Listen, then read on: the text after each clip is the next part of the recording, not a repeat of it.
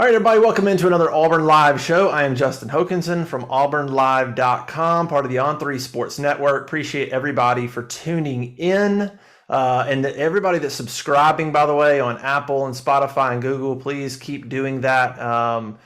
We really appreciate it. Rate the show if you can. Go to our YouTube page, Auburn Live YouTube, where this show is.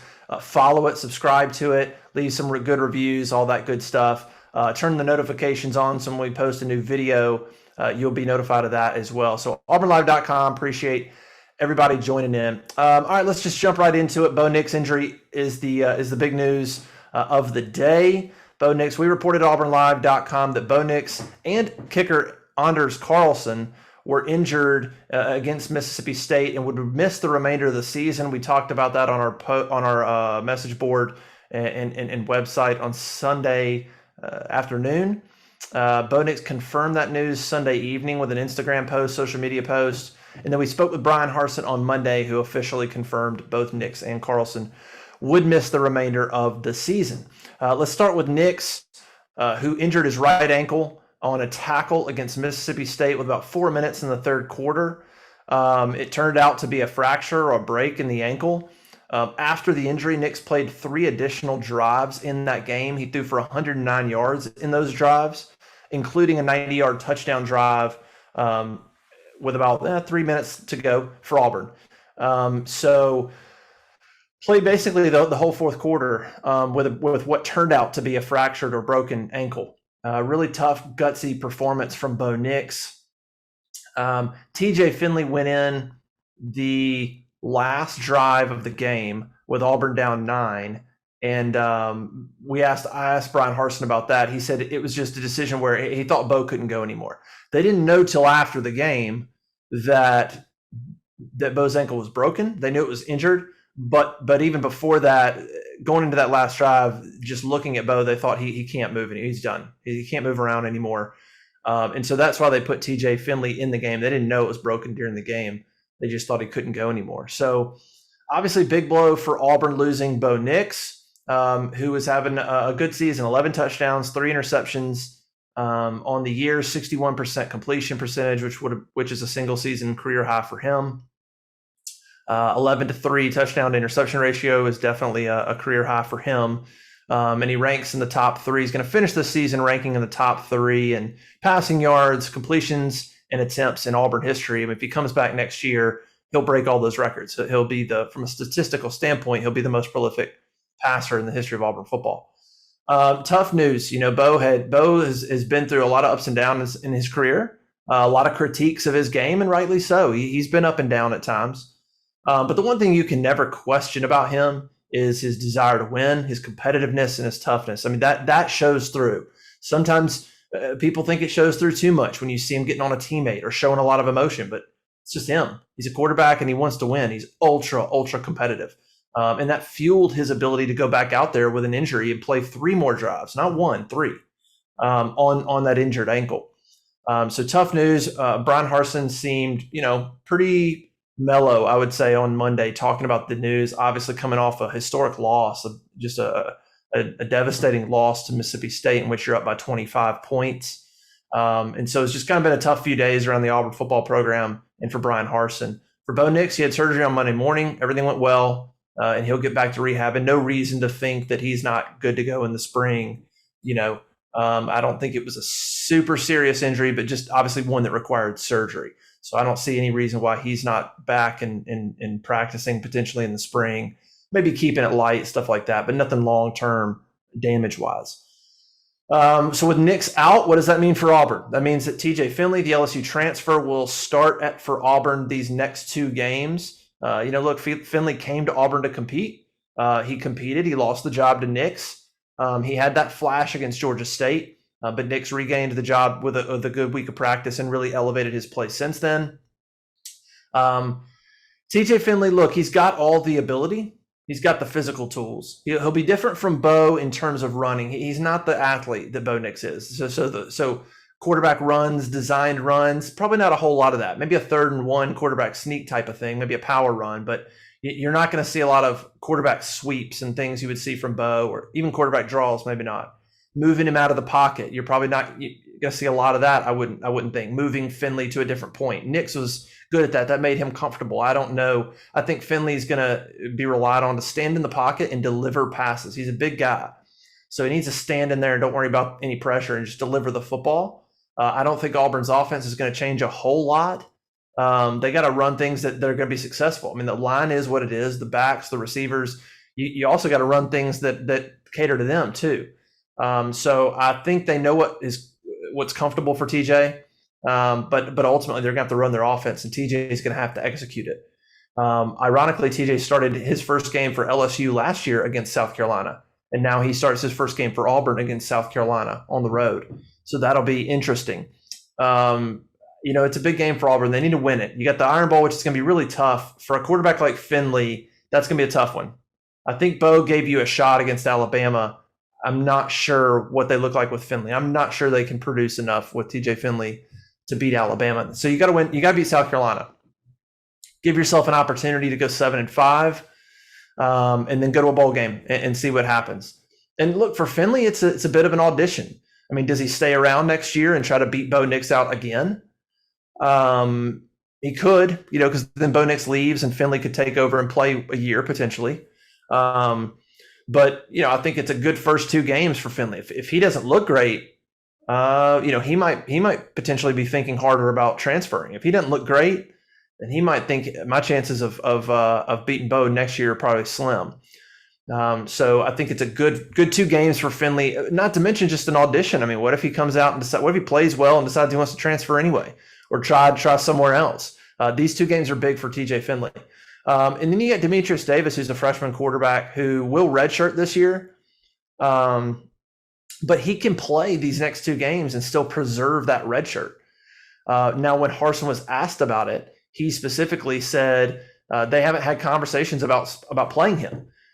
So it sounds like Davis won't get in unless Finley also gets hurt. Then maybe D. Davis gets in potentially.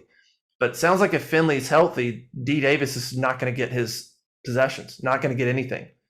And they're just going to full on redshirt him this year, which is interesting because you have an opportunity to play him and not lose anything. So interesting to keep him on the sideline. So that's kind of the big news. Bo Nix out, rough news for Auburn. If you're Bryan Harsin, the interesting thing is if you're Bryan Harsin in your first year, he's not thinking this way. But if you're a supporter or if you're judging him, he's kind of helped by this news in that nobody's going to judge him harshly if he were to lose. If they were to get upset against South Carolina and then lose to Alabama, nobody's going to judge Bryan Harsin that harshly. They're going to say, well, you didn't have your starting quarterback, So he's got a built-in excuse there if they don't look great against Carolina, if they lose the Iron Bowl. Now, Harsin doesn't care anything about that, right? We know that. But if you're a supporter, if you're a fan, if you're whatever, that's going to be a little bit of a built-in excuse to take a little bit of pressure off what exactly they do in these 2 games. A lot more pressure probably on Finley and maybe Mike Bobo than Bryan Harsin, I would think, in these next 2 games. So we'll see how that shakes out as Auburn tries to, beat South Carolina and then just show up to the Iron Bowl and see what happens. I mean, the one thing about TJ, he hasn't looked great this year. But he also, Nix has received all the first team reps. So what happens if Finley gets a full week of receiving every rep? What happens if he gets 2 weeks of receiving all the reps? What kind of quarterback could he look like? We'll find out. The other news was obviously Anders Carlson, the senior kicker, brother of Daniel Carlson for Auburn, injured his left ACL on the onside kick attempt late in that game against Mississippi State, where he collided and busted his knee and came hobbling off the field. I mean, just a really unfortunate, unnecessary injury for Anders, who that will likely finish his career at Auburn. I mean, he's a senior. I don't know if he could come back with the COVID rules, but likely finishes his career as, a top 3-point scorer in Auburn history and certainly one of the best kickers they've had. Not quite as good as his brother Daniel. Had a great season last year. Was 14-21 this year. But again, really good kicker and might end his career. So unfortunate news there. I don't know where Auburn goes for a backup kicker. I mean, a Carlson hasn't kicked for Auburn since it's been like 2013 since we've had a non-Carlson kicking for Auburn. So we'll have to wait and see, kind of how that transpires. And look, maybe with Finley and what you got going on, maybe just go for it. Unless it's a chip shot field goal, you just go for it, and see what happens. I don't know that many fans would blame that decision and those decisions, in most cases. As for Auburn and that Mississippi State loss, look, Bryan Harsin said he thought the team started well, he thought they prepared well. They just didn't adjust and they didn't finish, which is kind of becoming a somewhat of a theme. What's weird for this Auburn team is, against Penn State, not against Penn State, against Georgia State, you finished. Against LSU, you finished. Against Arkansas and Ole Miss, you finished. Now, the offense didn't necessarily finish against Ole Miss. The defense did. And then the offense had that drive at the end to run the ball when they needed to. But those games that they won, they finished, especially in the fourth quarter, the way you would want to. And then you look at games like Penn State, Texas A&M, and Mississippi State, and they don't finish. They get beat in the fourth quarter, and they finish horribly. And so I think that really points to what Harsin has harped on all year. And one of the big things that Bryan Harsin focuses on, which is consistency, the process, loving preparing. He just has a team that is up and down. It's a roller coaster. And that's not surprising, probably, for a first-year coach trying to instill his culture and standards on a first-year team. You're probably going to get mixed results. And that's what's happened with this Auburn team. But I do think as far as what Harsin wants to do with this program, he's probably frustrated because consistency would be dang near at the top of his list in terms of what does he want to see. Do the same things every day. Then he can figure everything else out. Okay, now we just got to go get better players, or we got to do something different. But if he can get consistency, you can build on that. But until you have some consistency in practice and game play, he's going to be frustrated and it's going to be tough to build. So first year, I think that's what you're going to get. I think the big key, and look, that's what we talked about going into the year. What did you see from Gus Malzahn teams was inconsistency. You'd see him look great, and then you'd see him get just destroyed by a team, and you'd lifeless and look terrible. An offense that could play for 8 quarters and not score a touchdown. You would see those ups and downs. What you hoped to see from Bryan Harsin, what you wanted to see from his program, is more consistency. And there's times where you saw that, like a good physical, fundamental football team. Unfortunately, that just went out the window the last 2 weeks. A&M, they can't score an offensive touchdown. And then Mississippi State, just spectacular first quarter and a half. I mean, you could say first half turns into a debacle in the second half. And so I think that's the big thing for Harsin is he's big on consistency and fundamentals, and that hasn't happened last couple of weeks. And so that's going to be something that let's see how Auburn responds and reacts when they go to Carolina. Can Harsin get this group back on track, and can they go play a sound football game and win the game? Look, Carolina's not that explosive of a team. Auburn should win that game. Auburn should be able to win that game scoring 24 points. Maybe even 21. I mean, if Auburn's defense is dialed in. But we don't know. I mean, a lot going on. Bryan Harsin's never lost 3 games in a row in his career. And so that's what he's up against. Then you got TJ Finley, got no TD Moultrie for the first half. So there's some obstacles. This is a game for Auburn against Carolina. You just win. You just want to win. There's no style points here. It's a backup quarterback. It's coming off that loss. You just want to win. You really want to win this game and then create your own momentum going into the Iron Bowl. The Iron Bowl, everybody will be hyped up, have a good week of practice, and go from there. But you just want to win this game and with a backup and get it done. So that's kind of the main things that were talked about on Monday. Just a lot about Bo Nix, a little bit about that Mississippi State loss, which is so frustrating, and what goes from there. Look, Bryan Harsin praised Bo Nix, tough kid, tough as nails. And so I think that it'll be interesting to watch him come back from his injury and sort of where Auburn goes from here. I mean, this season you went from, the opportunity to win the West was in front of you. And just like that, it's gone. And now you're hoping for, maybe you can still go 8-4. That'd be, look, if they go 8-4 and somehow beat Alabama with TJ Finley, this will feel like forever ago, the moment that we're having now, if somehow they pulled that off. I mean, people that are wondering about Harsin's first year, if somehow they pulled off the next 2 wins with TJ Finley, people will be over the moon at what can happen in year 2 if Bo Nix comes back, and what this team could do. But I think first things first is beat South Carolina. So that's kind of it for football. Basketball, real quick. Auburn's off to a 2-0 start.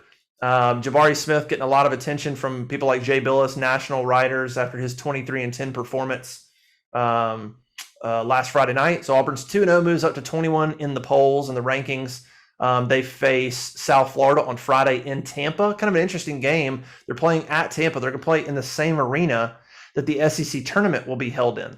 So kind of a strategic, interesting scheduling move by Pearl to play that game there, so they'll get to play a game in the same arena, because normally they're playing in Nashville.